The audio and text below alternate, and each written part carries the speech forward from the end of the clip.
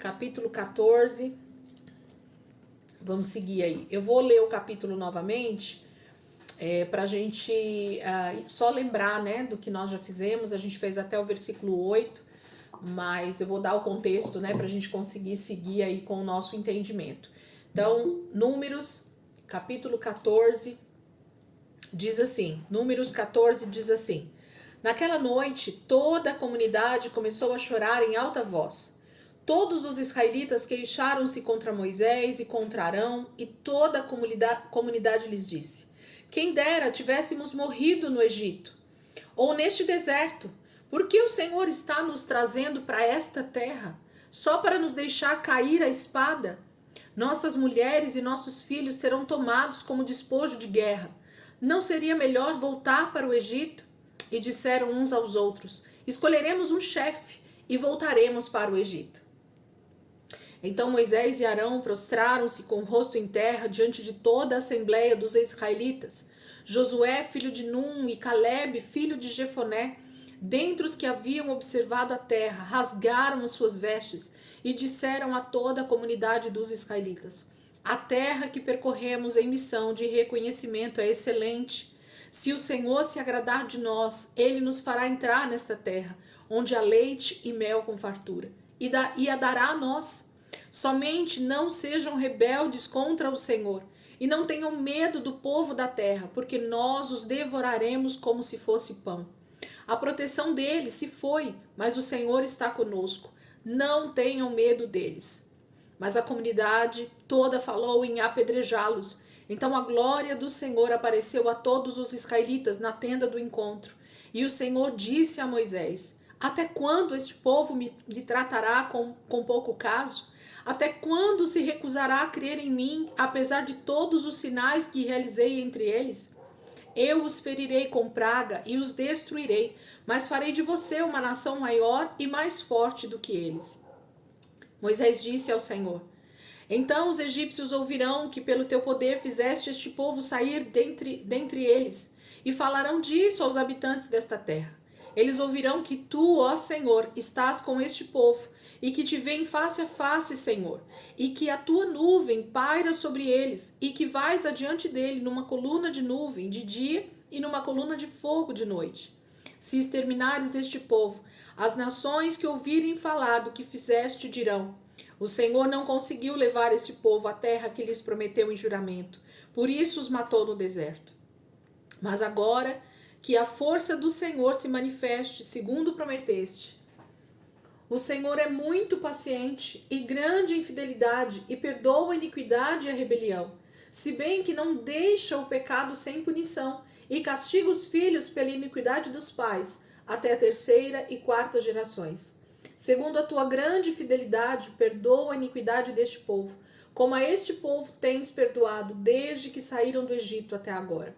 E o Senhor respondeu: eu o perdoei conforme você pediu. No entanto, jurei pela glória do Senhor, que enche toda a terra, que nenhum dos que viram a minha glória e os sinais milagrosos que realizei no Egito e no deserto e me puseram à prova e me desobedeceram 10 vezes, nenhum deles chegará a ver a terra que prometi com juramento aos seus antepassados. Ninguém que me tratou com desprezo haverá. Mas como o meu servo Calebe tem outro espírito e me segue com integridade, eu o farei entrar na terra que foi observar, e seus descendentes a herdarão. Visto que os amalequitas e os cananeus habitam nos vales, amanhã deem meia volta e partam em direção ao deserto pelo caminho que vai para o Mar Vermelho. Eu vou parar aqui, o capítulo ainda segue, mas eu quero parar até aqui porque é a primeira parte, né, desse capítulo 14, depois a gente tem esse outro trecho que vai até o final. Na última aula em que nós tivemos aqui, a gente falou sobre essa questão do capítulo 13, que é a missão de reconhecimento, né? O Senhor pede para Moisés e Arão enviarem os homens, né, os líderes das tribos, para olharem a terra, fazer o reconhecimento da terra. E algumas traduções trazem a palavra espia, né? Mas eles não eram espiões naquela terra. Eles eram pessoas homens que estavam ali realmente só para fazer o reconhecimento daquela terra. Eles não estavam como espiões enviados pelo Senhor como 007 em Canaã. Não, o Senhor estava pedindo para que eles fossem, para que eles fizessem um reconhecimento daquela terra, para que eles vissem como era a terra. E aqueles que estivessem ali nessa função de reconhecimento trouxessem então esse vislumbre, né? Trouxessem o fruto dessa terra, trouxessem a palavra de vitória para o povo que estava no acampamento no deserto. Então era justamente o contrário daquilo que aconteceu, que Deus tinha o propósito de enviar esses homens para fazer esse reconhecimento. Eles estavam ali com o propósito de ver com os seus olhos aquilo que Deus já havia prometido para eles desde Abraão, desde Isaac, desde Jacó, desde que os tirou da terra do Egito. O Senhor tinha então uma promessa. E esses homens, esses 12 homens, vão para esse reconhecimento. Mas nós vimos no capítulo 13 que eles chegam com um mau pressentimento, com a boca cheia de maldição sobre aquele lugar e sobre a situação que eles estavam. E então começa o capítulo 14 justamente com essa revolta do povo, né? O título da minha palavra aqui fala revolta do povo. E o texto vai dizendo que naquela noite, por causa dessas palavras dos 10 que disseram que a terra era muito de gigantes e que eles iam ser destruídos, e fala de toda a dificuldade que seria habitar a terra de Canaã, esse povo começa a chorar em voz alta. Esses 2,5 milhões de pessoas que estavam ali no acampamento começam a lamentar, a chorar, a prantear realmente em voz alta, a palavra vai dizer.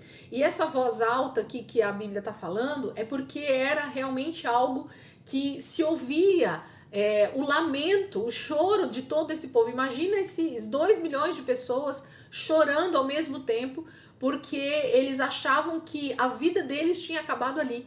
Que já que o povo da terra de Canaã era muito grande, que o povo era forte, que o povo era poderoso e que provavelmente eles iam morrer à espada, conforme o relatório dos 10, então eles iam morrer ali mesmo. E o texto então começa justamente dizendo isso. Olha para o capítulo 14 aí junto comigo. Naquela noite toda a comunidade começou a chorar em alta voz. Todos os israelitas queixaram-se contra Moisés e Arão, e toda a comunidade lhe disse: quem dera tivéssemos morrido no Egito ou neste deserto, porque o Senhor está nos trazendo para esta terra só para nos deixar cair a espada. Nossas mulheres e nossos filhos serão tomados como despojo de guerra. Não seria melhor voltar para o Egito? E disseram uns aos outros: escolheremos um chefe e voltaremos para o Egito. Então, o povo que está ali diante de Moisés e Arão, como seus representantes, eles levantam a voz e dizem que tudo que o Senhor fez para eles até aquele momento, gente, todo o livro de Êxodo, toda a revelação de Deus para esse povo, ela passa a estar totalmente anulada, literalmente anulada, porque o povo se revolta de tal maneira, achando que por causa do relatório de 10 homens que foram para a terra para esse reconhecimento e que disseram que a terra é de homens fortes, de homens poderosos, de homens gigantes, de grandes muralhas, e nada de positivo se viu lá. Eu quero já começar a abrir um parênteses aqui com vocês. Nós temos a tendência de dar ouvidos, infelizmente, para vozes negativas, né? Ao invés de nós continuarmos, na verdade, né, olhando para o consumador e autor da nossa fé, a gente tem a tendência humana de dar ouvido para pessoas que acham que já tem o relatório correto a respeito daquilo que está na nossa frente. O que eu quero dizer com isso? Tem muitas pessoas que elas não conseguem crer na promessa de Deus de uma maneira plena, de uma maneira realmente total, e então elas começam a dizer que não é bem assim, aquilo que Deus tem prometido. Quantas pessoas vão negando, né, a sua fé ao longo da jornada porque acham que a bênção de Deus não tem alcançado a vida delas. Porque as pessoas acham que aquilo que elas queriam receber de Deus, elas não receberam, e aí porque elas não receberam, elas simplesmente dizem então que o que Deus prometeu não é verdadeiro. E esses 10 homens que vão então e dão esse relatório negativo, é todas as vozes dessas pessoas que ao longo da jornada de fé desistem e querem fazer outros desistirem também de alcançar a promessa da terra prometida. Nós já cansamos de falar aqui durante as aulas que essa terra prometida, a Canaã física, ela é a representação da Canaã celestial, dessa promessa de eternidade que o Senhor tem para nós. Nós estamos nesse processo, caminhando rumo a essa terra. E se no meio do caminho, quando nós já temos toda a palavra escrita, com todas as promessas dadas pelo Senhor, Apocalipse já descreve para nós essa terra, essa nova Jerusalém. E então aqueles que não conseguem, diante das adversidades da vida, diante de gigantes, que são as circunstâncias mesmo, né? São as coisas que estão ao nosso redor. O inimigo da nossa alma, ele é esse grande gigante que está diante de nós mesmo. Satanás e seus demônios são agentes do inferno para justamente nos fazer temer e nos fazer duvidar da promessa que Deus tem feito na palavra. E se nós dermos ouvido a esses agentes do inferno, negando a nossa fé, deixando que as circunstâncias mudem a nossa crença, a nossa visão a respeito daquilo que Deus tem prometido, nós podemos vir a perecer pelo caminho. É isso que a palavra está mostrando aqui para nós no capítulo 14. Infelizmente, amados, depois do episódio do bezerro de ouro, lá em Êxodo 32, né, se não me engano, depois do bezerro de ouro, o episódio mais trágico de Israel em toda a sua jornada, na opinião de vários estudiosos da palavra, é essa situação aqui, onde eles literalmente duvidam e murmuram a respeito da promessa de Deus e daquilo que Deus tem prometido para eles. Deus já havia dito que a terra de Canaã era deles. Quem iria entregar esta terra, ou na verdade quem entregou essa terra na mão de Israel, do povo de Israel, das 12 tribos, foi o Senhor. Queridos, nada dentro da palavra tem mérito nosso. Nós não temos mérito na nossa salvação, nós não temos mérito na nossa santificação, porque quem nos santifica é o Espírito Santo, ele que nos ajuda nas nossas fraquezas, a palavra vai dizer. Nós não temos mérito em acordar e respirar, porque quem nos dá o fôlego de vida é o Senhor. Nós não temos mérito em alcançar nenhuma bênção material nesta terra se não vier primeiro do Senhor para nós. O trabalho, o sustento, a condição. A palavra vai dizer que a nossa inteligência para adquirir riquezas vem do Senhor. Se não me engano, Provérbios vai falar isso, né? Que o Senhor nos dá inteligência para adquirirmos riquezas. Então, nada é mérito nosso. Inclusive, justamente, também não é mérito nosso alcançar a vida eterna. Quem vai nos conduzir para esse lugar, quem vai nos ajudando na nossa jornada, quem vai caminhando à nossa frente é o Senhor. É Jesus quem faz tudo por nós. Ele já conquistou. Ele é o Senhor da guerra. Ele é o general de guerra. E é isso que Israel nesse momento não está compreendendo. Por quê? Porque o pecado, ele anula, ele nos deixa cegos diante das circunstâncias. Quando nós achamos que é o nosso braço que conquista alguma coisa, é onde a gente tem a tendência de murmurar ou de desistir no meio do caminho. Porque quando você vê que você não conseguiu vencer na força do seu braço, você tem a tendência de achar que Deus, então ele não é Deus tanto assim. E é isso que Israel está fazendo. E quando eles então começam a falar aqui no versículo 2, que era melhor eles terem morrido no Egito, que era melhor eles terem morrido no deserto, do que estarem indo para Canaã e morrer à espada. Eles achavam que esse povo de Canaã ia literalmente matá-los à espada e ainda tomar as suas mulheres e os seus filhos para despojo, como escravos de guerra, né? É isso que geralmente acontecia. Em todo o Velho Testamento isso era muito comum. Então esse é o sentimento de Israel. E eles dizem isso em alto e bom som, como a gente diria hoje em dia, né? Para todo mundo ouvir e principalmente para o Senhor ouvir. Porque quando a gente murmura, a gente não está querendo falar só para as pessoas que estão nos ouvindo. Quando a gente murmura, o que a gente quer é que Deus realmente nos ouça. A gente quer que Deus ouça aquilo que nós estamos falando e que nós estamos com raiva dele e que nós estamos não crendo na promessa dele. E é isso que entristece o coração de Deus com Israel e com as nossas vidas quando nós então vamos abandonando a nossa jornada no meio do caminho. Quando a gente vai duvidando da promessa de Deus de vida eterna, de ressurreição, de salvação. E aí eles dizem então, no versículo 4, a pior coisa de todas. Olha só, e disseram uns aos outros, escolheremos um chefe e voltaremos para o Egito. Queridos, Deus havia escolhido um líder, um homem cheio do Espírito de Deus para libertar e para guiar o povo até a terra prometida. Esse homem é Moisés. E a gente sabe que o Senhor o escolhe como essa tipologia do próprio Cristo, conduzindo esse povo à terra prometida, a Canaã. E Moisés, então, é essa grande tipologia do Cristo, daquele que tem toda bondade, misericórdia, compaixão.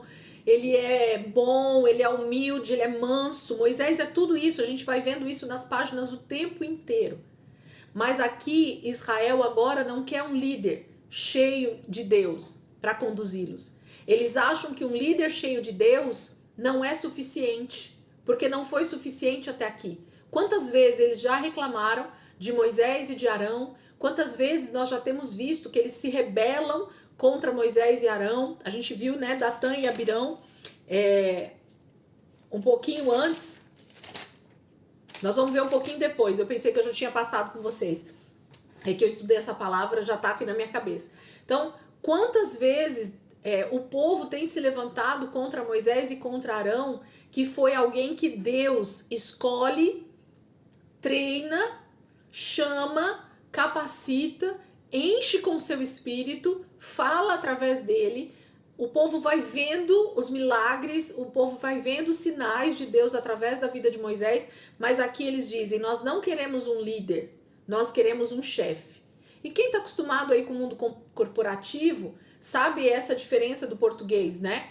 A diferença entre chefe e líder. O líder é aquele que realmente direciona e vai junto. E realmente dá a vida junto com a sua equipe. Dá a vida junto com aqueles que estão com ele nessa jornada. Esse é o líder. Ele não está ali só para mandar. O líder é esse que vai junto. O chefe não. O chefe geralmente vai lá e guerreia no meu lugar. E o chefe fica aqui olhando só querendo a vitória. Então Israel não está pedindo um líder para levá-los de novo para o Egito. O Israel está pedindo um chefe. Literalmente, um homem que seja um grande guerreiro, que seja um grande político, que seja um grande homem no meio deles para levá-los novamente para o Egito. Isso é muito triste, quando nós preferimos ser guiados por chefes na obra de Deus, na palavra de Deus, do que sermos guiados por pessoas cheias do Espírito Santo, que muitas vezes falam aquilo que nós não queremos ouvir, que muitas vezes trazem uma direção de correção para nós. É isso que Israel está meio cansado, sabe? Eles querem seguir os seus próprios corações, os seus próprios anseios, os seus próprios desejos. E aí nessa hora eles querem um chefe, eles não querem um líder.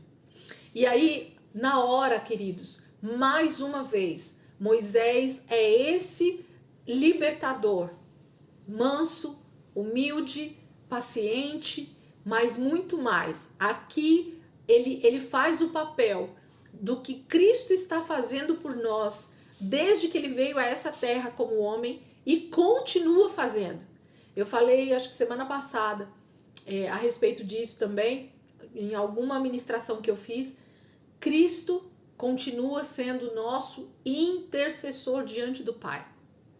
E Moisés continua sendo o tipo de Cristo para Israel no meio do deserto. Olha o que ele faz, gente. Isso aqui é algo extremamente espiritual que Moisés faz por todo esse povo, porque Deus iria destruir Israel, assim como ele fez com a Arca de Noé, assim como ele fez com Sodoma e Gomorra. A ira de Deus ia vir sobre todo esse povo ali no deserto. Olha o que ele diz, vamos olhar mais atentamente novamente aqui para a palavra. Ele diz então assim, versículo 5: Então Moisés e Arão prostraram-se com o rosto em terra diante de toda a assembleia dos israelitas.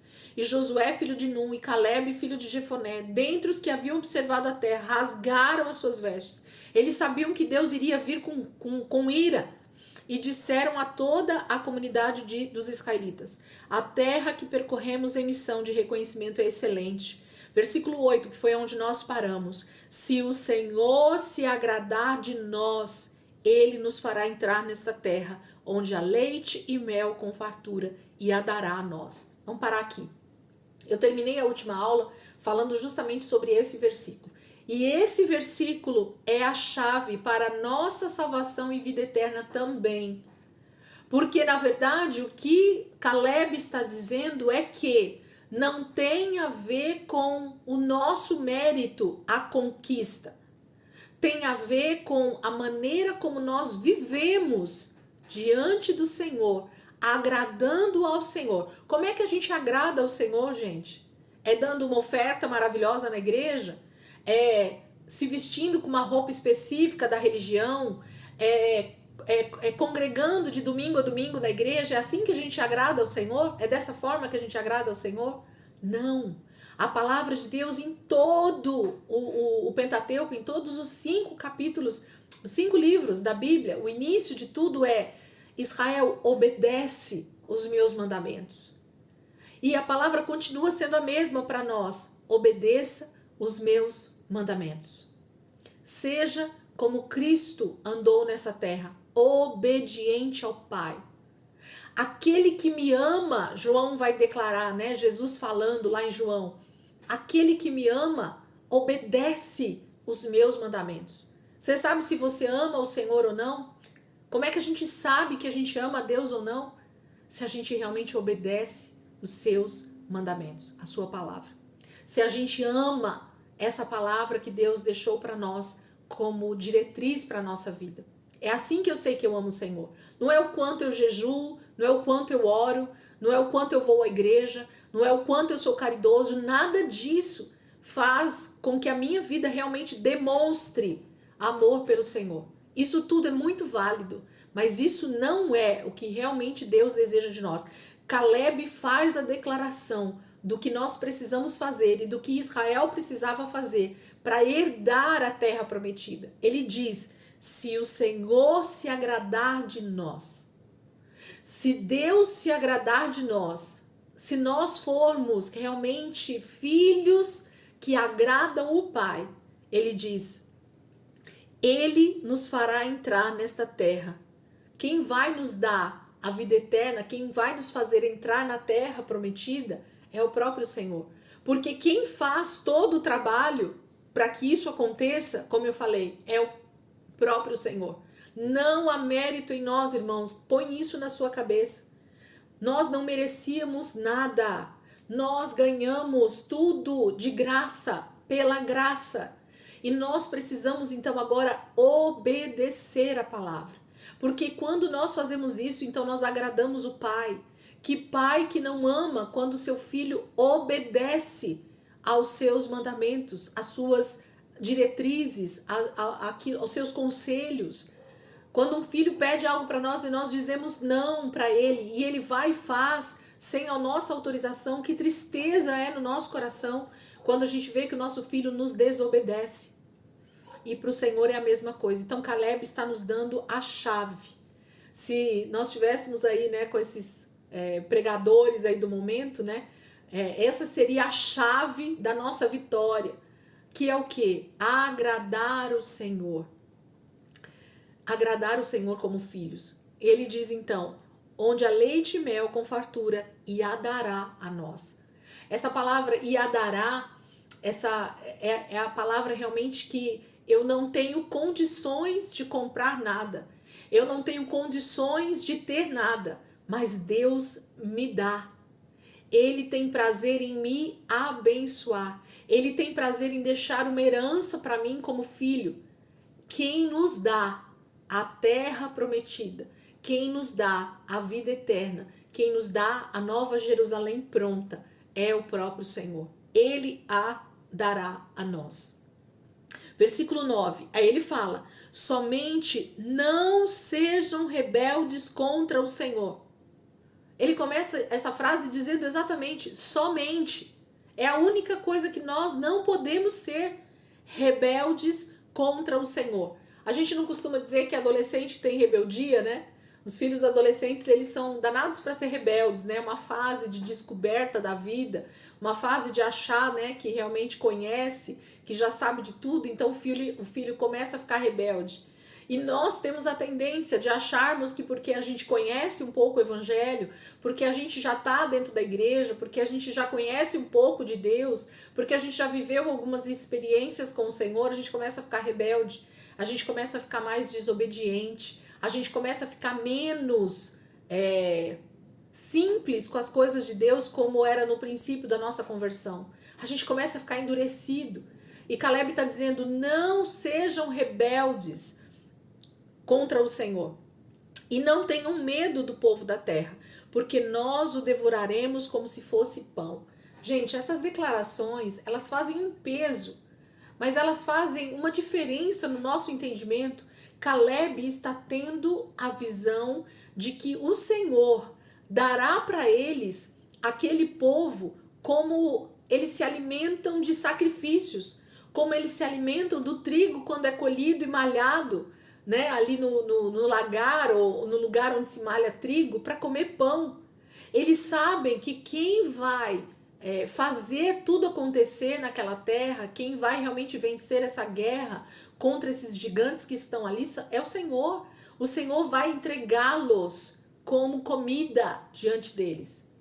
Essa declaração, ela vai muito mais longe, né, do que simplesmente uma guerra vencida, mas é como se Deus preparasse uma mesa diante dos seus inimigos e Israel pudesse então se alimentar dessa mesa. Deus daria os seus inimigos de bandeja. Essa é a frase aí que a gente ouve, né, como ditado. O Senhor vai nos dar os nossos inimigos de bandeja e nós vamos devorá-los como pão, Caleb está dizendo. Vai ser o nosso alimento, né, de conquista. Deus nos dará essa terra, Deus nos dará os nossos inimigos nas nossas mãos. É o Senhor, não somos nós. Aí ele continua dizendo assim, a proteção deles, desse povo que está lá em Canaã, a proteção deles se foi.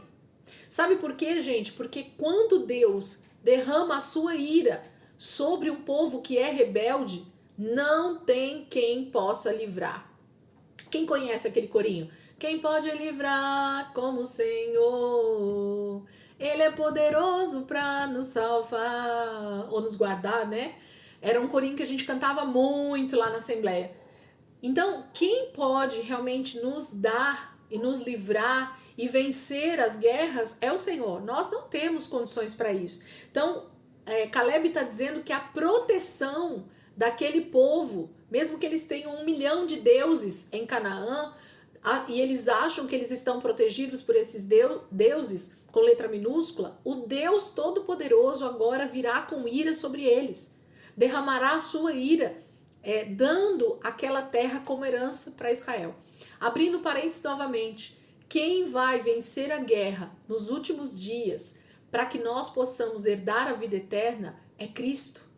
Nós que estudamos escatologia um pouquinho, a gente já viu um pouquinho disso. Cristo é quem vai estar vindo com poder e glória, como leão da tribo de Judá, e ele vai vencer os nossos inimigos.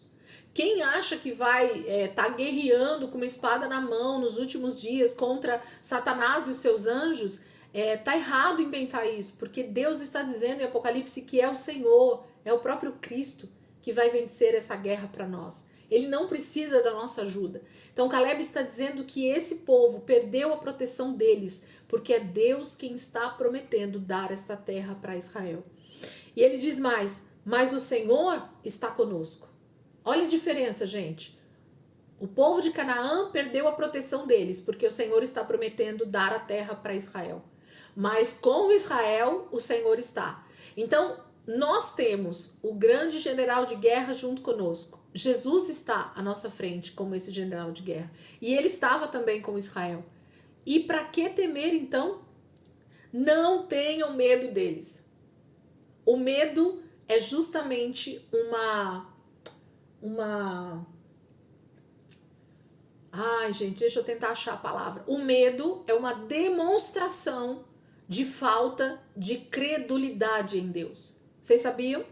Quando a gente diz, eu tenho medo do futuro, eu tenho medo de morrer, eu tenho medo de viver, eu tenho medo que meu filho aconteça alguma coisa, eu tenho medo que eu não tenha dinheiro amanhã para comer. Toda palavra, toda frase que imprime dela a palavra medo, ela denota que o nosso coração ainda não conhece o Deus que realmente nos salvou. Por quê? Porque em Deus não existe medo. Aquele que crê na promessa de Deus não tem medo. Porque o medo é a raiz do pecado. A gente só sente medo por causa do pecado. No outro momento a gente fala um pouco sobre isso. Mas em toda a palavra a gente vai ver diversas vezes o próprio Deus falando para não ter medo. É o não temas, né? Que tem lá 365 vezes na Bíblia, que eu nem sei se é essa quantidade de vezes que realmente está lá, mas todo mundo fala isso, né? Então Deus está dizendo para nós, todos os dias do ano não temas, não tenha medo, né? Esse é o significado do não temas. E tantas vezes profetas e homens de Deus também cheios do Espírito Santo falam a mesma coisa. E aqui é Caleb. Caleb está dizendo, não tenham medo deles. E aí entra o intercessor. Olha aqui o que Moisés começa a falar, gente. Essa passagem para mim é o divisor de águas no ministério de Moisés e no entendimento que Israel tem, inclusive, de Moisés e do próprio Deus. Olha só, versículo 10. Mas a comunidade toda falou em apedrejá-los. Queriam apedrejar Moisés, Arão, Caleb e Josué, né? Então a glória do Senhor apareceu a todos os israelitas na tenda do encontro. E o Senhor disse a Moisés, até quando este povo me tratará com pouco caso? Até quando se recusará a crer em mim, apesar de todos os sinais que realizei entre eles? Eu os ferirei com praga e os destruirei. Mas farei de você uma nação maior e mais forte do que eles. Precisa de interpretação de teologia aqui nessa frase, gente? Não precisa. Deus iria destruir toda essa nação de Israel que estava ali no deserto. Toda. Eles iam morrer literalmente fulminados nesse momento. Deus ia vir com uma praga terrível, ia matar todos eles ali mesmo. Por causa dessa incredulidade. Porque não existia mais sinais visíveis para Deus fazer diante desse povo, para provar que ele os amava, para provar que ele estava com eles. Gente, mais do que Deus faz para nós todos os dias, é impossível. Se nós olharmos para tudo que Deus faz todos os dias e ainda duvidarmos que Deus tem estado conosco. A natureza declara a grandeza de Deus, a soberania de Deus. A nossa vida declara a grandeza de Deus. A ciência declara a grandeza de Deus. Os milagres que nós vemos todos os dias o Senhor fazendo na terra é mostrar a grandeza dele. Aqueles que duvidam, que dizem que Deus não existe, são literalmente loucos. E é isso que Deus está então dizendo aqui, vou destruir, chega. Eu tô cansado, no nosso linguajar aqui, né? Seria isso, Deus estava cansado mais uma vez de tanta incredulidade. Mas nós temos um intercessor diante de Deus, entre Deus e os homens. Cristo Jesus está à direita do Pai, intercedendo por nós. Intercedendo por nós a cada pecado que nós cometemos. Jesus diz: Pai, perdoa-lhes. Eu morri por eles. Pai, perdoa, porque eu sei como é difícil viver nessa terra. Pai, perdoa, porque o pecado ainda está neles. Eles não foram ainda transformados.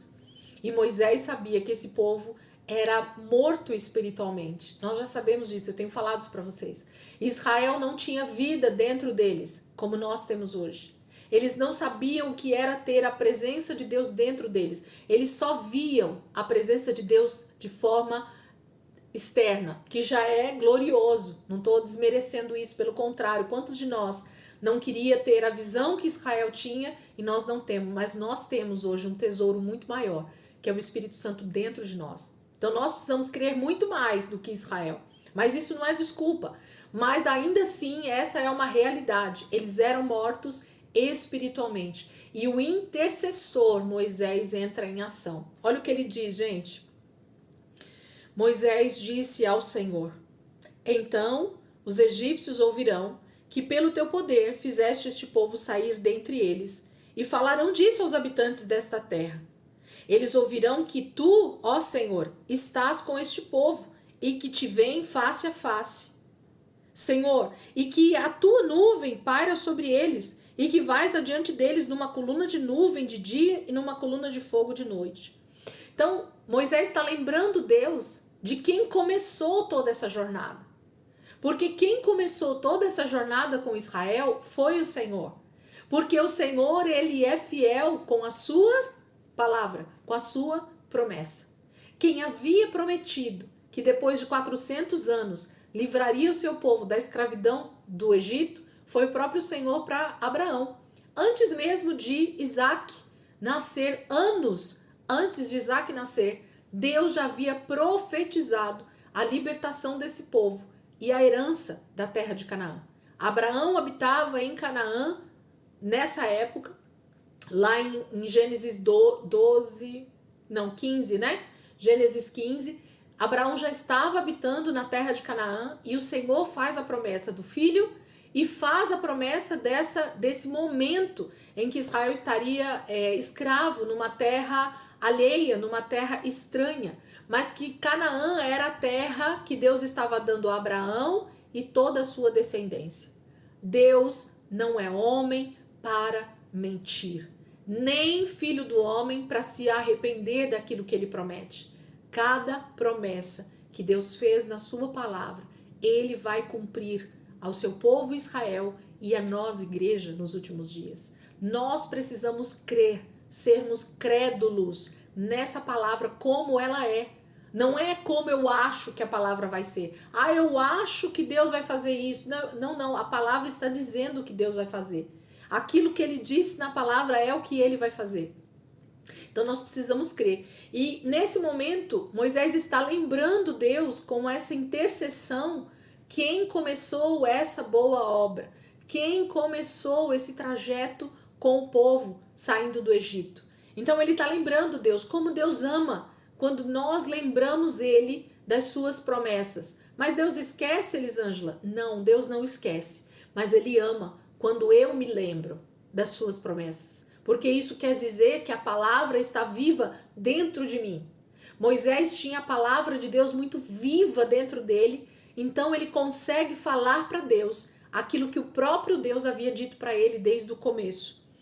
E ele diz mais, versículo 15: se exterminares este povo, as nações que ouvirem falar do que fizeste dirão: o Senhor não conseguiu levar esse povo à terra que lhe prometeu em juramento, por isso os matou no deserto. Então, Moisés está dizendo assim: Deus, se o Senhor prometeu livrá-los, as nações estão conhecendo quem é o Senhor, quem é o Deus de Israel, quem é o verdadeiro Deus que fez todas as pragas no Egito, que livrou o seu povo. Então, Deus está sendo honrado em todas as nações. Deus está sendo reconhecido como Deus em todas as nações. Moisés está dizendo assim: como é que o Senhor agora vai voltar atrás na sua palavra? Gente, Deus não pode voltar atrás naquilo que ele diz. Deus é Deus. Aquilo que Deus diz, ele vai fazer. Percebe? O que Moisés está dizendo é, os deuses com letra minúscula, eles se arrependem. Eles trazem uma ira sobre o seu próprio povo. O Egito sabia muito bem o que era ter um Deus com letra minúscula, irado com eles. Quando eles não faziam as suas oferendas, quando eles não faziam aquilo que os deuses queriam que eles fizessem, os deuses se iravam contra o Egito. Os deuses se iravam contra as nações. Entendem? Satanás é aquele que, enquanto você o serve de todo o seu coração, ele vai dar tudo o que você quer para permanecer ali. Mas aqueles que decidem amar o verdadeiro Deus e obedecer a sua palavra, Satanás então ele tende a fazer justamente com que eu seja destruído, para que eu não volte, para que eu não vá para os pés do Senhor. Então é sempre isso, né? O diabo ele só vai ser bonzinho, com perdão da palavra, porque Satanás nunca vai ser bom em nenhuma situação, mas ele só vai ser bonzinho para aquele que é escravo dele. E isso acontece em todas as nações, com todos os deuses, em letra minúscula. Mas o nosso Deus, o Deus Todo-Poderoso, aquilo que ele promete, aquilo que ele fala, ele segue à risca, ele faz acontecer, porque ele é Deus, ele não mente. Então, o que Moisés está dizendo é assim, Deus, o Senhor não pode agora mudar a sua palavra, porque senão é o seu nome que está em jogo. Percebe, gente? A gravidade do que Moisés está falando para Deus. O que esse intercessor está falando para Deus. Ele está lembrando justamente a respeito do que o próprio Deus disse. E dizendo assim, se o Senhor fizer outra coisa que não for aquilo que o Senhor prometeu, então as pessoas vão dizer que o Senhor não é Deus. Olha como isso é tremendo. Eu falo que a verdadeira intercessão é aquela que está sempre lembrando Deus das suas promessas. E Deus ama isso, gente. Como Deus ama quando nós temos a palavra dele viva no nosso coração. E a gente lembra Deus nas nossas orações. E Deus diz, filho, entendi, então você realmente crê naquilo que eu tenho dito. Você tem permanecido na minha palavra. E Moisés, nesse momento, ele é crucial. Porque se Moisés não tivesse feito isso, intercedido por esse povo, eles teriam morrido no deserto. Elisângela, então Deus iria ser contra a sua própria palavra? Não. Deus já havia dito aqui o que ele ia fazer. Moisés foi estratégico. Porque olha o versículo 12. O finalzinho, como é que Deus ia cumprir a sua palavra? Olha o que está escrito no versículo 12. Eu os ferirei com praga e os destruirei, mas farei de você uma nação maior e mais forte do que eles. Então não é que Deus ia mentir ou ia ser contrário à sua palavra. O que Deus ia fazer era destruir todo aquele povo, deixar aqueles que tinham crido na palavra dele vivo. E a partir desses que tinham confiado na sua palavra, Deus faria uma nova nação para Israel. Deus pode fazer de um homem, gente, como fez de Abraão, uma nação extremamente numerosa. Então Deus não ia falhar com a sua promessa. Mas por que eu falei do grande intercessor? Porque Moisés é o grande intercessor diante de Deus, é o tipo de Cristo. Cristo também poderia ter permitido que Deus destruísse toda a terra, ou Cristo poderia, nesse momento, exatamente agora, ele poderia deixar Deus vir com a sua ira e destruir toda a humanidade que é pecadora. Mas ele continua intercedendo diante do Pai e dizendo, Pai, vamos salvar mais. Vamos alcançar mais gente, sim ou não? Poderia, gente, deixar a ira de Deus vir e destruir a humanidade? Mas por que Jesus continua intercedendo para o Pai? Pelas vidas que ainda estão nessa terra, porque ele é o grande intercessor, ele quer salvar o maior número de pessoas. Moisés queria que o maior número de pessoas fosse salvo naquele deserto, debaixo daquela rebelião, debaixo daquela incredulidade. Moisés é o tipo de Cristo que intercede por Israel todo o tempo, desejando que eles se convertam, desejando que eles fossem fiéis ao Senhor, obedecessem para que eles pudessem herdar a terra prometida. Entendido até aqui, gente? Tudo bem? Estão conseguindo entender o que a gente está lendo e falando até aqui? Estou sendo clara? Vamos lá, ele diz assim, ó, versículo 17, né? Mas agora que a força do Senhor se manifeste, segundo prometeste. Aí ele lembra a própria fala de Deus, tá? Quem falou isso aqui foi o próprio Senhor. O Senhor é muito paciente e grande em fidelidade, e perdoa a iniquidade e a rebelião, se bem que não deixa o pecado sem punição, e castiga os filhos pela iniquidade dos pais, até a 3ª e 4ª geração. Isso aqui foi uma promessa de Deus, dada lá em Êxodo. Então, Moisés está lembrando o Senhor a respeito da sua fidelidade, da sua benignidade, da sua bondade, da sua longanimidade, de Deus ser paciente, ser longânimo. Deus demora para se irar. Deus, ele tem sempre paciência com o seu povo. E Moisés está dizendo, nesse caso, né, Senhor, mostra a força do seu poder. Mais uma vez, seja longânimo, seja benigno. Mas o Senhor prometeu e o Senhor vai cumprir. O Senhor castiga o pecador pelo seu pecado. Então a iniquidade de todo mundo, gente, vai ser julgada. O juízo de Deus virá sobre o pecado. Deus não vai deixar ninguém sem a devida punição ou sem o devido castigo pelo seu pecado. Porque Ele é Deus, porque Ele é Pai. Ainda que Ele nos perdoe, Ele diz, há consequências do pecado. E é isso que Moisés está lembrando aqui, o próprio Deus. Versículo 19. Segundo a tua grande fidelidade, perdoa a iniquidade deste povo, como a este povo tens perdoado, desde que saíram do Egito até agora. Vamos lembrar?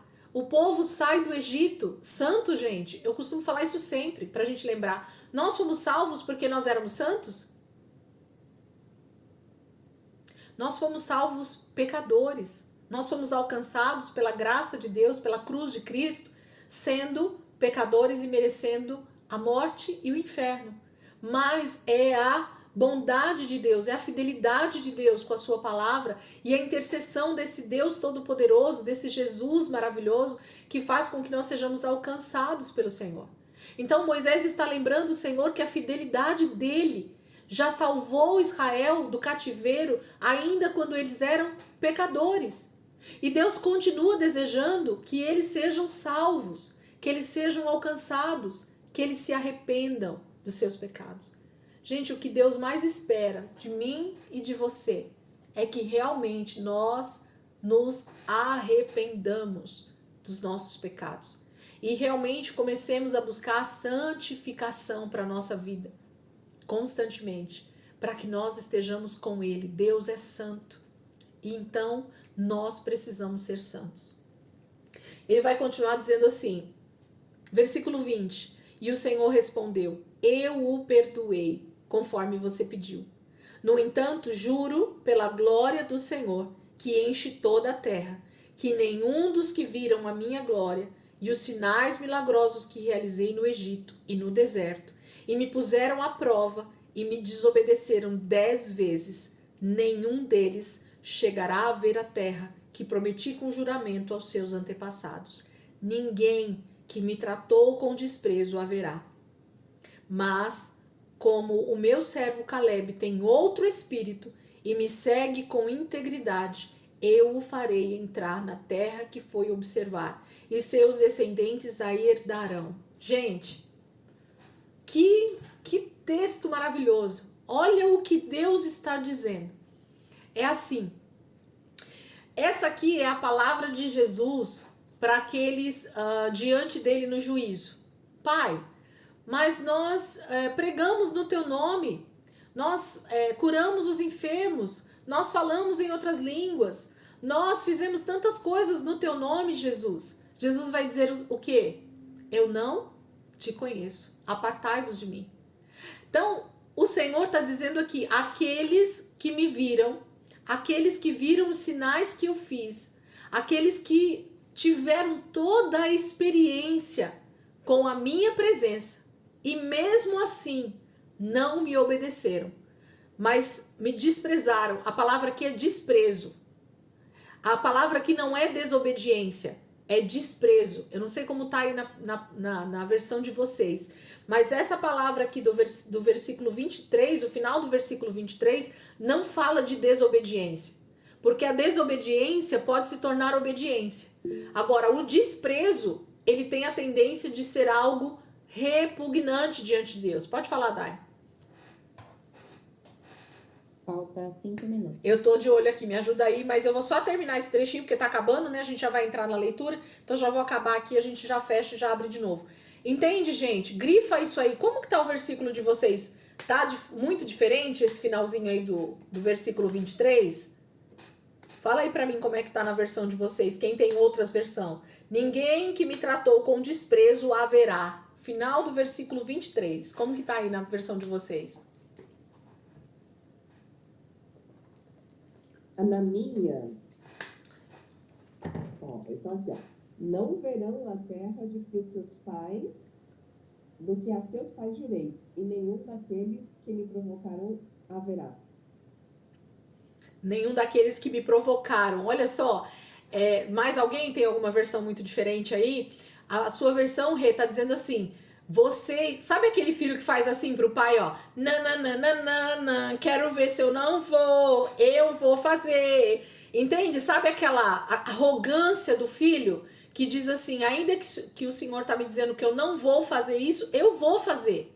Entende? É aquela arrogância de alguém que acha que é autossuficiente. É isso que Deus está dizendo. Aquele que me tratou com desprezo. Gente, desprezar a palavra de Deus, desprezar ao próprio Deus que nos formou, é a maior loucura que um ser humano pode fazer. Mas a humanidade faz. Nós muitas vezes fazemos isso com a nossa rebeldia, com a nossa desobediência. Quando nós desprezamos o estudo da palavra de Deus, quando nós desprezamos a presença de Deus no nosso dia a dia, quando nós não achamos tempo para Deus, gente, nós estamos desprezando o Senhor. Porque aquele que eu amo, eu jamais vou desprezar estar com Ele. Entendem? Quanto mais eu amo o Senhor, mais eu quero obedecê-lo. Quanto mais eu amo o Senhor, mais eu quero estar perto dele, mais eu quero ser parecida com ele, mais eu quero falar e fazer aquilo que ele pede para eu fazer.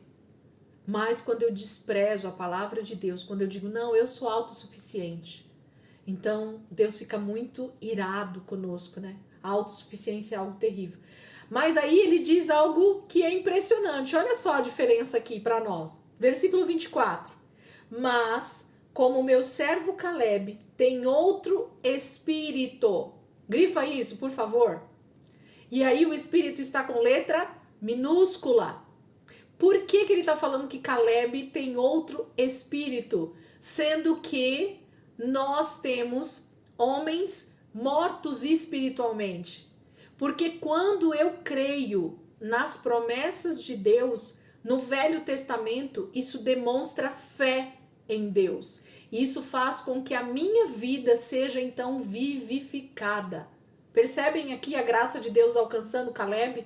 Caleb foi salvo, gente. Isso demonstra novo nascimento. Caleb creu em Deus. Creu de verdade, sendo salvo, sendo alcançado. Por isso que ele conseguia crer nas promessas de Deus. Por isso que ele conseguia falar com tanta autoridade daquilo que Deus tinha feito. Ele diz, mas como o meu servo Caleb tem outro espírito. O espírito que tinha nos israelitas rebeldes era o espírito morto, era o espírito do pecado, era um espírito que obedecia à carne, obedecia à alma. Vamos fechar, gente? Vai fechar na nossa cara aqui. Vamos fechar e a gente já abre.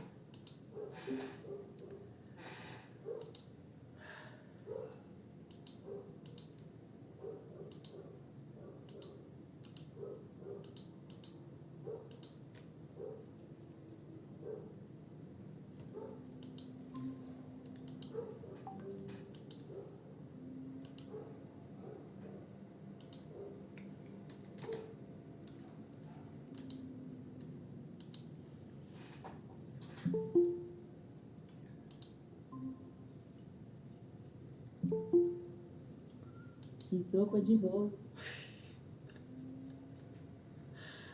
A mulher da sopa, gente. A Daiane é a mulher da sopa agora.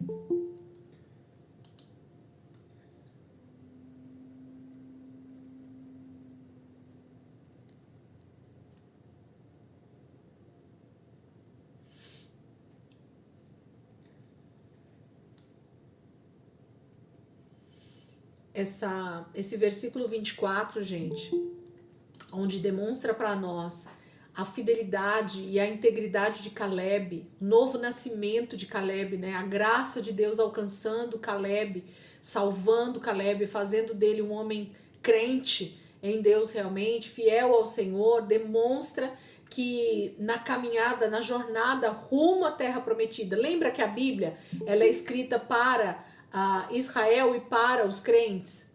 A Bíblia não é escrita para o mundo, gente. Então aqui está mostrando claramente para nós de que crentes vão acabar morrendo no meio do caminho.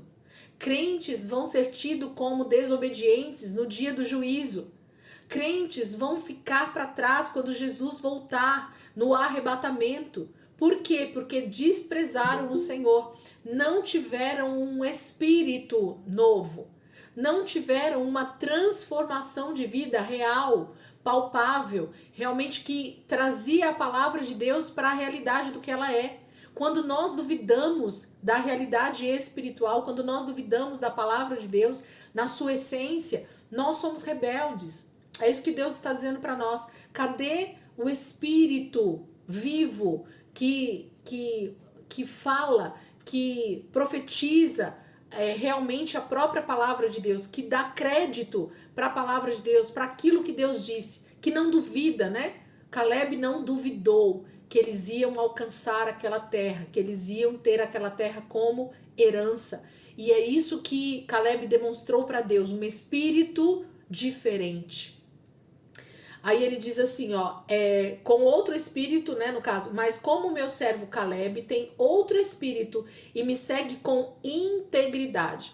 Essa palavra integridade aqui é a mesma palavra usada para Noé, que Noé foi achado justo diante de Deus. Fala de uma pessoa que, independente do que ela vê ao redor dela, da sociedade em que ela está inserida, por causa dessa palavra de Deus que entra e que transforma, ela vive diferente. Gente, quando a gente fala que o mundo nos leva a pecar, é porque o nosso espírito não nasceu de novo. A palavra em 1 João vai dizer isso o tempo todo. Aquele que nasceu do Espírito não pode permanecer pecando. Por quê? Porque ele é um novo homem. Aliás, o velho homem morreu, literalmente. Então, se existe um novo homem em mim, eu preciso fazer com que esse novo homem seja, sim, segundo o Espírito de Deus. Então, quando as pessoas elas permanecem no pecado, o que elas estão mostrando para Deus é que realmente elas não nasceram de novo. É isso que aconteceu. Para você permanecer no pecado, é porque você realmente não nasceu de novo. E Caleb então demonstra isso para nós, mostrando a graça de Deus alcançando esse homem, salvando ele no meio de uma geração corrupta, rebelde, que desobedeceu a Deus e vai perecer no deserto. Deus falou que ninguém daqueles que viram os seus sinais vão entrar na terra prometida. Gente, isso é muito sério. Isso é muito sério. Versículo 25. Visto que os amalequitas e os cananeus habitam nos vales, amanhã deem meia volta e partam em direção ao deserto pelo caminho que vai para o Mar Vermelho. Deus manda o seu povo caminhar por outro lugar, né? Por outro caminho, para que eles não fossem mortos, né? Amalequitas. Deixa eu colocar a Sandra aqui, peraí. Entrou? Ok. Entende? Então ele pede para eles caminharem por outro caminho, porque se eles passassem por essa região onde os amalequitas estavam, onde os cananeus estavam nesse momento, muito provavelmente eles seriam devorados, né, ali pela espada. Não era esse o desejo de Deus. Então agora eles vão começar a caminhar por um caminho mais longo por causa da sua incredulidade. Gente, quem dá volta no deserto para morrer nele são aqueles que não conhecem a vontade de Deus e não creem na sua palavra.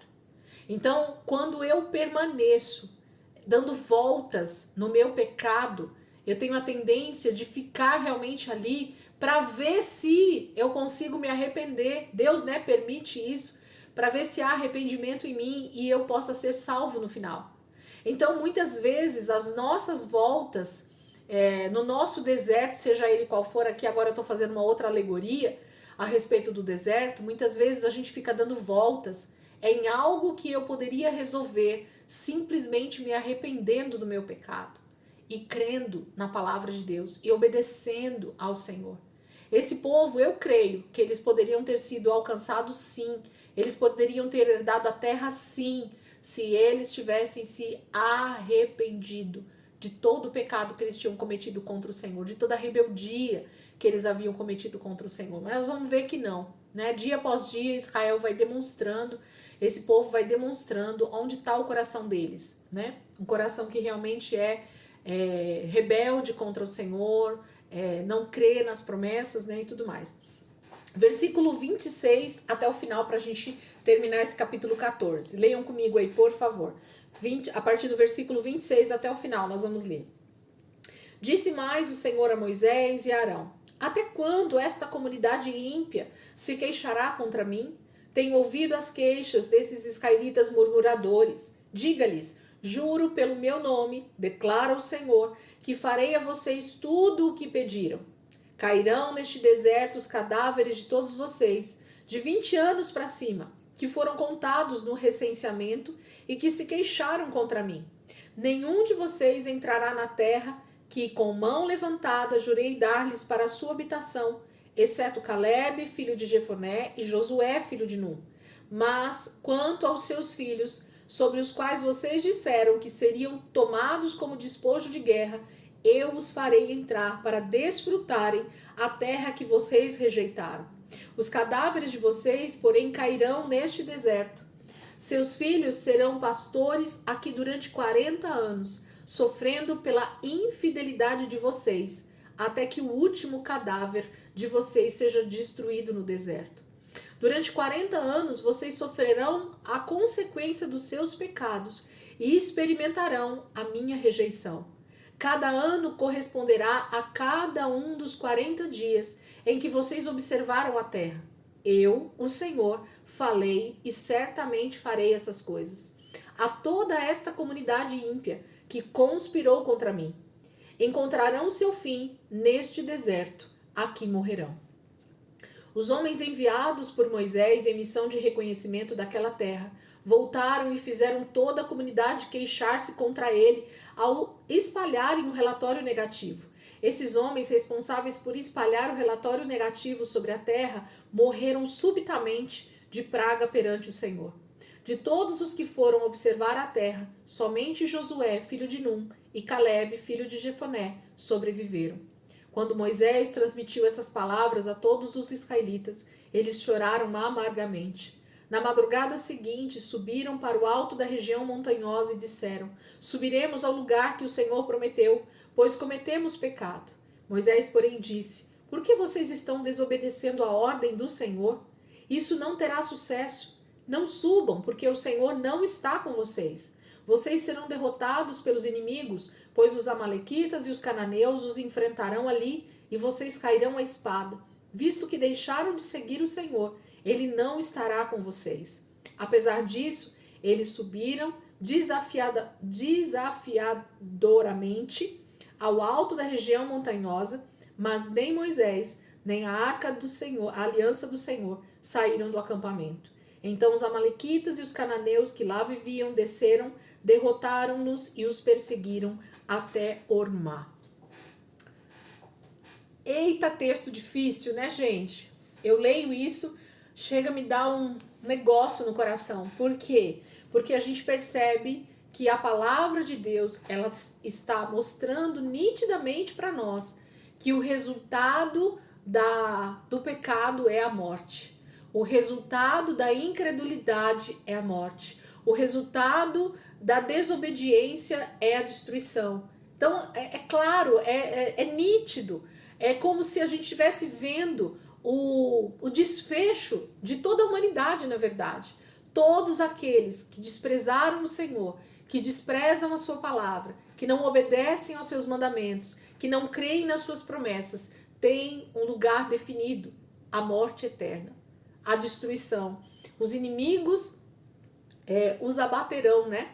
Os destruirão. Aliás, o próprio Senhor, né, destruirá a humanidade com o seu pecado. O versículo 26, então, começa com o próprio Senhor falando com Moisés, né?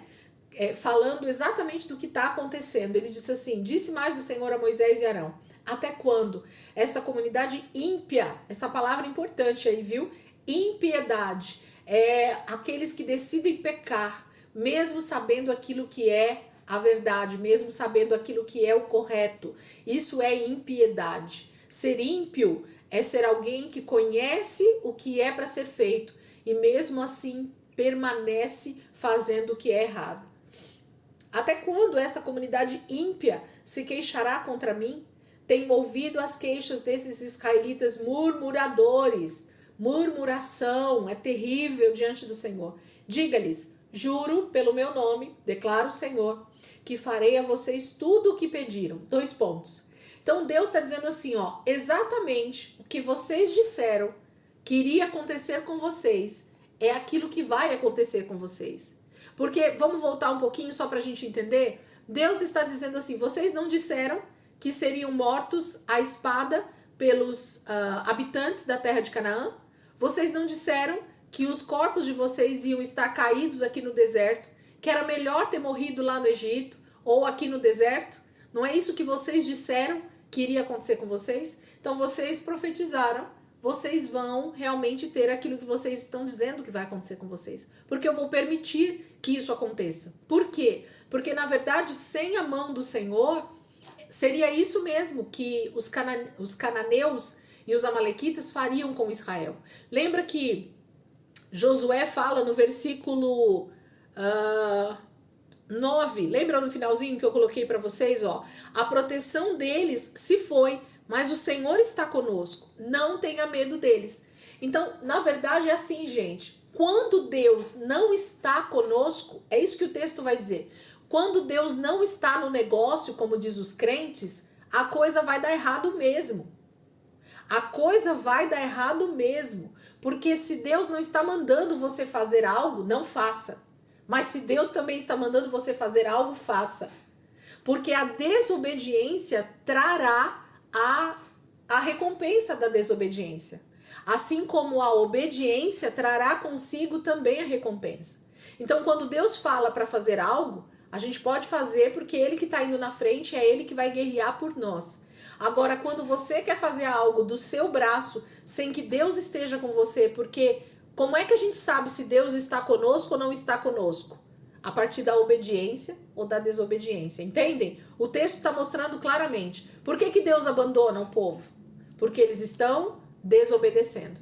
E por que Deus estaria com eles na conquista de Canaã? Por causa também da obediência. Então a derrota ou a vitória, ela está baseada no Deus que prometeu e naquele que creu e obedece. É isso que está a vitória.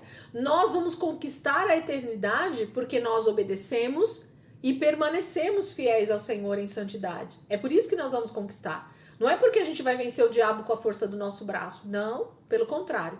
É a obediência na palavra é que trará essa conquista. Então o povo aqui, eles vão sofrer as consequências da sua própria palavra. Aquilo que eles disseram, o Senhor disse, aquilo que vocês disseram que vai acontecer com vocês, é o que vai acontecer com vocês. Porque sem a minha presença, os inimigos de vocês vão destruir vocês mesmos. Então ele diz assim, ó, versículo 29. Cairão neste deserto os cadáveres de todos vocês de 20 anos para cima, que foram contados no recenseamento. Por que ele fala de 20 anos para cima? Porque é a geração que estaria capacitada para ser o exército nesse momento do Senhor e para ser, e são, né, os chefes das famílias, são os adultos do acampamento. Então no recenseamento Deus manda contar os de 20 anos para cima, porque esses homens de 20 anos para cima são os responsáveis, tanto pelo exército quanto pelas famílias. Então são esses que vão ser responsabilizados nesse momento também. Deus dá um norte, né, de quem é que vai sofrer as consequências dessa murmuração, dessa desobediência. Então vão ser todos aqueles que foram contados no recenseamento de 20 anos para cima. E que se queixaram contra mim. Opa, então não são todos, tá? É aqueles que se queixaram contra o Senhor. Aqueles que foram rebeldes, tá? Pessoas foram salvas, né? Que não participaram dessa murmuração ou que se arrependeram com certeza no meio do caminho aqui. Eu não tenho dúvidas disso. Deus é bondoso, Deus é misericordioso. Então, com certeza, Deus alcançou outros. Versículo 30. Nenhum de vocês entrará na terra que com mão levantada jurei dar-lhes para a sua habitação, exceto Caleb, filho de Jefoné, e Josué, filho de Num. Mas, quanto aos seus filhos, sobre os quais vocês disseram que seriam tomados como despojo de guerra, eu os farei entrar para desfrutarem a terra que vocês rejeitaram. Então, Deus já está dando uma promessa de quem é que vai herdar a terra. Vão ser os filhos desses murmuradores. Então, aquelas pessoas, filhos, né, de 20 anos para baixo, é que vão estar vivos, é que vão estar prontos para herdar a terra prometida junto com Josué e Caleb lá no final. Então vamos calcular aí, quem tem menos de 20 anos, daqui 40 anos vai ter exatamente uma média de 55 anos, 60 anos no máximo, né? Que seriam os de 20 anos para baixo. Então a maioria daqueles que vão herdar a terra prometida, eles estão na média de 45 a 50 anos de idade, porque eles estavam contados nesses que têm 20 anos para baixo, nesse momento em que o Senhor dá a declaração de que aqueles que têm 20 anos para cima, todos que murmuraram vão morrer no deserto durante esses 40 anos. Versículo 32. Os cadáveres de vocês, porém, cairão neste deserto. Seus filhos serão pastores aqui durante 40 anos, sofrendo pela infidelidade de vocês. Gente, eu gosto muito dessa palavra infidelidade, porque infidelidade tem a ver com quebra de aliança. A gente sempre lembra de infidelidade a respeito de marido e mulher quando tem adultério, né? Então, essa é a primeira coisa que sempre vem na nossa mente. E é exatamente isso que Deus está dizendo para o seu povo. Vocês quebraram a aliança que eu fiz com vocês quando eu tirei vocês do Egito. Vocês não querem que eu seja o marido de vocês. Lembra que, eu não sei se eu já falei aqui, mas a gente vai falar bastante sobre isso, né? Deus tem essa alegoria, tem essa tipologia de falar que ele é marido de Israel, porque ele faz uma aliança de casamento com o seu povo, né? Ele se casa com Israel. Israel é a noiva de Cristo, né? Nós falamos hoje em dia. Então, existe uma aliança de casamento sendo feita desde o início. E quando Deus então fala que os filhos vão sofrer por causa da infidelidade dos pais. Então, os pais quebraram a aliança com o Senhor e por causa disso os filhos vão ter que aguardar, sendo pastores ali no deserto durante 40 anos, até que toda aquela geração seja morta ali no deserto, caia, né, morta naquele deserto.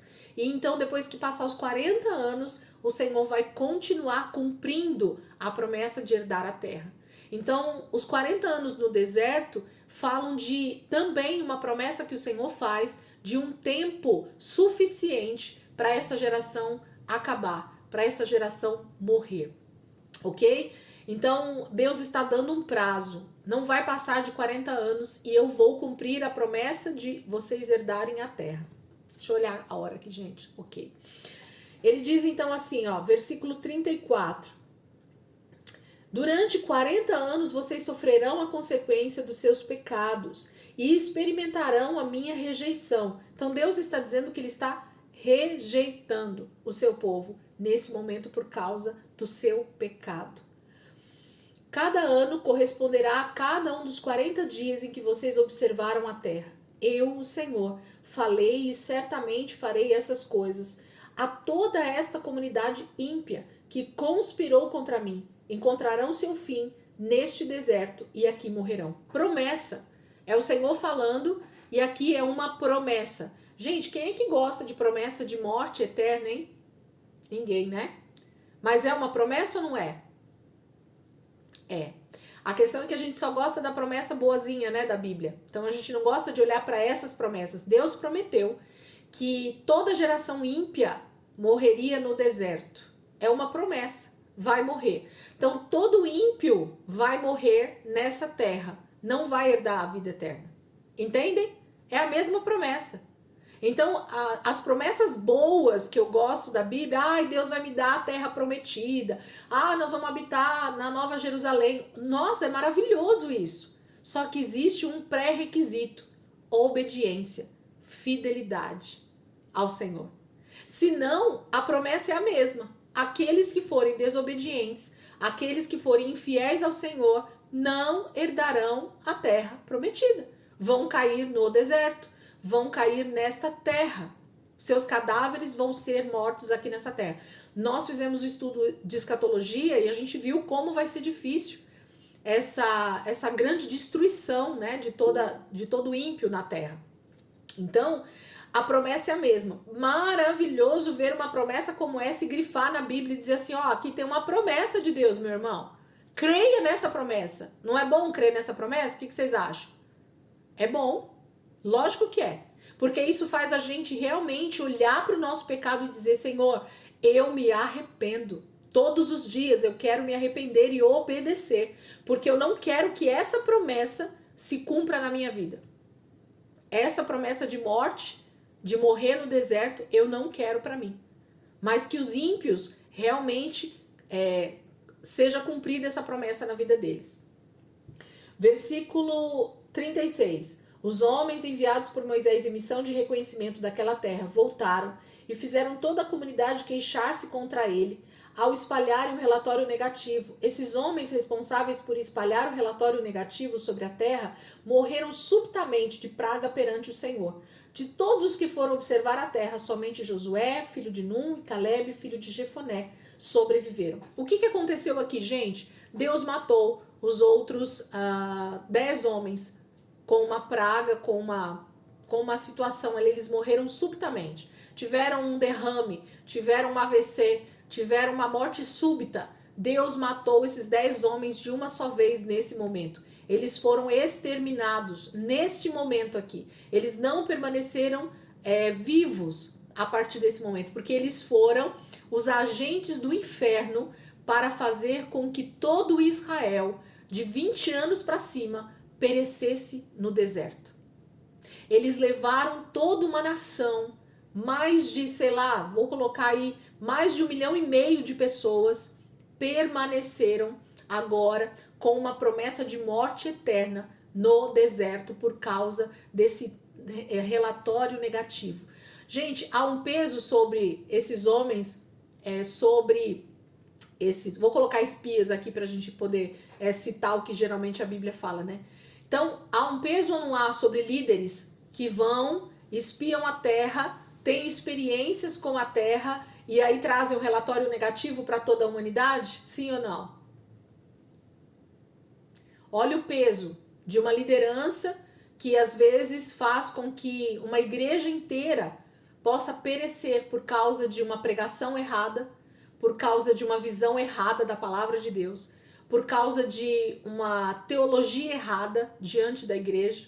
Então, há uma responsabilidade muito grande em ser líder diante da nação de Israel e diante da igreja.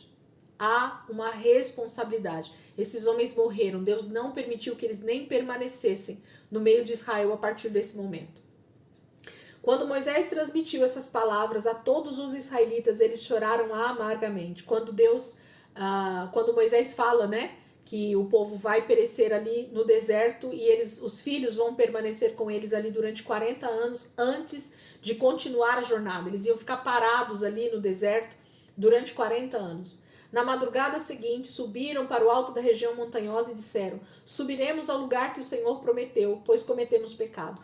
Eles estão dizendo assim, gente, agora uma galera se levanta e diz assim, não, nós vamos herdar a terra prometida. Esses que morreram, que trouxeram o relatório errado, que agora estão fazendo a gente sofrer aqui no deserto por causa do pecado deles, eles já morreram, agora nós queremos herdar. Nós vamos entrar na terra prometida, pronto e acabou. Na força do nosso braço, literalmente, nossa forma de falar. E aí Moisés entra de novo com uma palavra de sabedoria para esse povo, mas eles não dão ouvidos. Moisés, porém, disse: por que vocês estão desobedecendo a ordem do Senhor? Qual foi a ordem, gente? A ordem está lá no 25, no versículo 25. Volta lá comigo. Visto que os amalequitas e os cananeus habitam nos vales, amanhã deem meia volta e partam em direção ao deserto pelo caminho que vai para o Mar Vermelho. Então era para Israel começar a caminhar pelo deserto na direção que Deus estava dando para eles. Ainda que debaixo de desobediência, debaixo de uma promessa de maldição, de morte ali no deserto, todos aqueles homens de 20 anos para cima, mas Deus ainda estava dando um caminho de arrependimento. Vamos caminhar mais 40 anos pelo deserto. Quem sabe o nosso coração se converte, a gente realmente volta a crer no Senhor e ainda tem a esperança para nós. Mas essa galera é tão rebelde de coração, tão duro de coração. A palavra usa a palavra obstinado de coração, né? Aquela pessoa que não se dobra diante do seu erro. Eles dizem: não, nós vamos conquistar agora a terra prometida. Nós vamos entrar em Canaã agora. E Moisés está dizendo: por que vocês vão desobedecer mais uma vez o Senhor? Isso aqui é uma tropa que se levanta e diz que vai conquistar. Eu não sei quantas pessoas. A palavra não diz quantos nesse momento fazem essa rebelião, né? Esse mutirão aqui, essa rebeldia que acontece. Mas a palavra vai falar que Moisés vai dizer: não façam isso, vocês estão desobedecendo e o Senhor não está com vocês. Ele vai dizer no 42, né? Não subam, porque o Senhor não está com vocês. Vocês serão derrotados pelos inimigos, pois os amalequitas e os cananeus os enfrentarão ali, e vocês cairão à espada, visto que deixaram de seguir o Senhor. Ele não estará com vocês. Gente, quando é que nós perdemos as nossas batalhas? Eu acho tão lindo esses textos, gente. Quando nós não estamos com o Senhor. Nós só vamos perder as nossas batalhas quando nós não estamos com o Senhor. Quando nós estamos sendo direcionados pela palavra de Deus na nossa jornada, na nossa caminhada, não há dúvida da vitória. Não há dúvida da conquista. Agora, quando Deus está dizendo: não vai por esse caminho, vai por esse caminho aqui, faça o que eu estou mandando fazer, e nós resolvemos na força do nosso braço fazer aquilo que a gente quer fazer, Deus não está conosco. E não adianta querer que Deus vá com você, porque Ele não vai. E a derrota é também garantida. É isso que está acontecendo aqui. 44. Apesar disso, eles subiram desafiadoramente ao alto da região montanhosa, mas nem Moisés, nem a arca da aliança do Senhor saíram do acampamento. Então os amalequitas e os cananeus que lá viviam desceram, derrotaram-nos e os perseguiram até Ormá. Então mais uma galera já morre ali mesmo, nesse desafio maluco deles de tentar herdar a terra prometida sem a presença de Deus. Não vai dar certo. Não vai dar certo. Na força do braço, não vai dar certo. Deus não está com vocês.